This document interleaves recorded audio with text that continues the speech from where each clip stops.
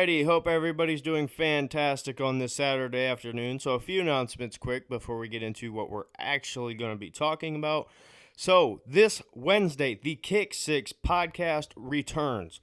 We were off for a few weeks, had some stuff going on, but this Wednesday, a special edition of the Kick Six podcast, a 2021 NFL season preview and prediction show. This Wednesday, we're going to be talking about everything NFL, previewing the upcoming season, talking about any general news, as well as covering your fantasy football. The draft's coming up. Who should you pick? Who should you stay away from? We're going to talk everything NFL this Wednesday on the Kick Six podcast. And then, September 1st, I originally had said August 30th, which would be tomorrow. Had some stuff going on. That is not going to happen. So, September 1st, episode 1 of the Dog Pound Pod debuts. We're going to be talking everything Cleveland Browns, talking about training camp so far, who has stood out, what can you expect from the upcoming season. We're going to be talking the offseason, moves that were made, moves that possibly should be made now after what's going on, and previewing everything Browns. So, if you enjoy the Cleveland Browns, if you enjoy talking about the Cleveland Browns, that is the podcast for you. So, let's get into what we're actually going to talk about here. So, Earl Thomas was released from the Baltimore Ravens. And this comes after, well, is it after? I don't know if it happened before, after, or not. But anyway, Grant Delpit, rookie for the Cleveland Browns, safety out of LSU, drafted to be the starter at free safety, tore his Achilles in training camp. And this leaves the question, hey, what about Earl Thomas? Should we give him a look? Should we bring him in? No, absolutely not. Earl Thomas would be a locker room destroyer in Cleveland. Now let me explain what I mean. So the Cleveland Browns last season had very high expectations, and obviously it was a complete train wreck. Now, everybody wants to talk about Odell Beckham Jr. and say that he's, a cancer in the locker room and too many personalities. I don't think OBJ was that bad. I think everybody felt the same way. I think he actually held himself a lot better than I expected. And I think a lot of Browns fans probably agree with that. But now you go out, you fire Freddie Kitchens, you bring in Andrew Berry as the GM to replace John Dorsey, and you leave him with the task of filling the holes as well as changing the culture. Now, this is something that I did not think would be very easy to turn around quickly. Now, when I say that, I don't mean that it has happened already. But if you've seen any of the Browns practices post or after Kevin Stefanski was, Kevin Stefanski was hired, you can tell that it's run very, very different compared to under Freddie Kitchens. Now, Andrew Berry has done a fantastic job of bringing guys in who fit the culture, who fit the system. They're building very strategically in Cleveland. Earl Thomas, on paper, is a very good player. I don't think he's nearly as good as his contract from Baltimore says he is, and I don't think he's nearly as good as he used to be at his prime. Talking about the Legion of Boom with Seattle. He's nowhere near there now. That's not saying he's not a good player, because I do believe he is. But when you look at what's gone on in the recent last few years, he gets injured, carted off the field, flipping off his head coach that he had the best, the prime of his career under, Super Bowls, flipping him off. He goes to Baltimore, underperforms, gets a big contract, vastly underperforms. He's voted off of the team. He's getting in fights in practice. he didn't play nearly up to the standard I expected him to as a Browns fan who was very upset that the Ravens got him. So, should the Browns bring him in on paper with his ability? It's worth a shot. But the cons outweigh the pros here way too much. There are certain players like a Kareem Hunt who don't have a track record of incidents like this, where Kareem had, if you remember, kicking the young lady after. It was a long story. Anyway, John Dorsey decides to sign him after getting him when he was on the Chiefs, and he knew the guy. He knew the player. So John Dorsey basically says, I know Kareem Hunt. That guy is not going to be, what you've seen with him kicking her. That's not going to last. That's not who he is. That's a freak not accident, but that's you get what I'm saying. It's a separate incident. That's not the guy I know. That's basically what John Dorsey said. So far, that's been exactly what Kareem Hunt's been. I've seen no sign of that. He's been a team player.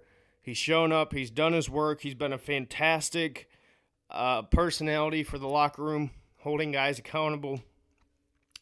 In a year of chaos last year, he seemed to be a calm voice on that team. And so guys like that, I understand taking risks on.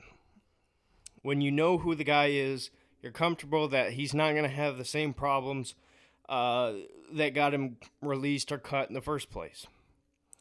Earl Thomas is different. Earl Thomas is very different.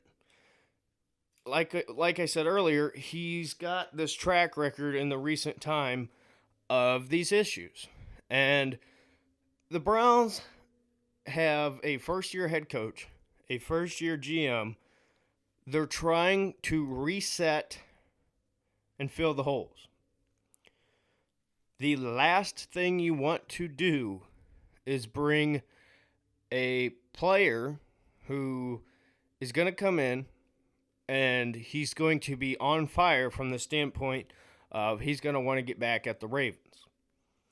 You don't want to bring him in and then have him, not going full speed or not caring or not putting in all the work, and then players try to hold him accountable and you deal with the fights. You deal with the frustrations. When you have a locker room like we seen last year with Jarvis Landry, Odell Beckham Jr., Baker, guys who, not that they have bad personalities, but they have personalities.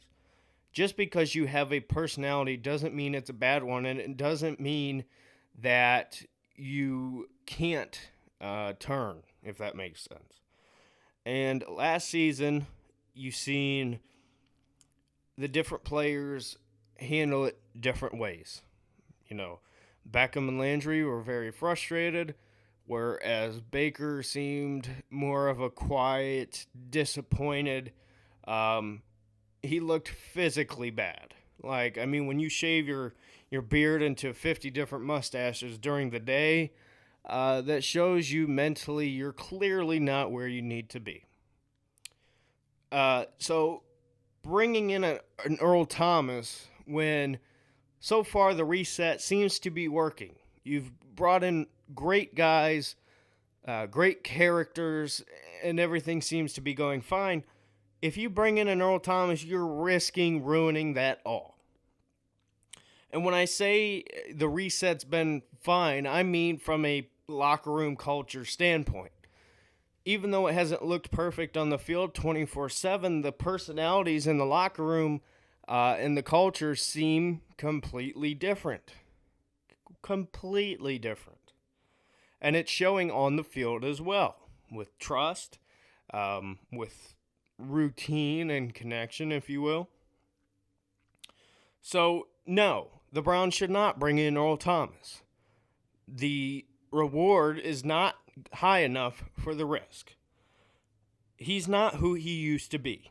And I feel bad for whoever team signs him because I think that this is kind of an Antonio Brown situation. The talent, now Antonio Brown was a way better talent at the time when he was getting passed around with the Raiders, well, from the Steelers to the Raiders and then to the Patriots. But the personality issues, I believe, are very similar with Earl Thomas. I don't think they're just going to go away. And you look at the organizations, Seattle's a very well-run organization from a coaching standpoint, culture standpoint. The Baltimore Ravens are a good organization, like it or not. Ran very well, and he's had these issues. So what makes you think that a first-year GM and a first-year head coach with a locker room of guys with personalities, there's so much that could go wrong there, and it's not worth it. It's not worth it. I'd rather trade for a guy or sign a guy who is not the name value, not the stardom, but they can contribute. You know, Grant Delpit was going to be a starter. I believe was going to be a star. But I think where we're at right now, I think we just need guys to rotate. I think if we can bring in maybe one or two more guys just to rotate, keep guys fresh, instead of having the one star, or at least who I believe to be a star, if you bring in a, committee, yeah, I mean, I don't know. I'm not saying it's going to work, but it'd be better than bringing in or taking a huge risk on a guy like Earl Thomas and everything come crashing down. So let me know your thoughts. Do you agree? The only way that I would take a risk on him would be if it's a 1-year deal. It's very money friendly, cap friendly, even though we have the money to spend. And it's not going to hurt. Maybe, it probably will hurt because he wouldn't sign if it didn't. But to a deal to where if we said, you know what, you're out, it's not going to hurt big time with the cap. So he would have to sign a very friendly deal that would make it easy to get him out if we need to. And he would have to understand, hey, we're not putting up with it. And I don't think one of those things are going to be achievable with Earl Thomas. So, no, the Browns should not sign him. The Browns maybe should throw an offer out just to see where they're at. It wouldn't hurt. But when it comes to signing him, no. So, let me know your thoughts. I will see you in the next video. Have a great day.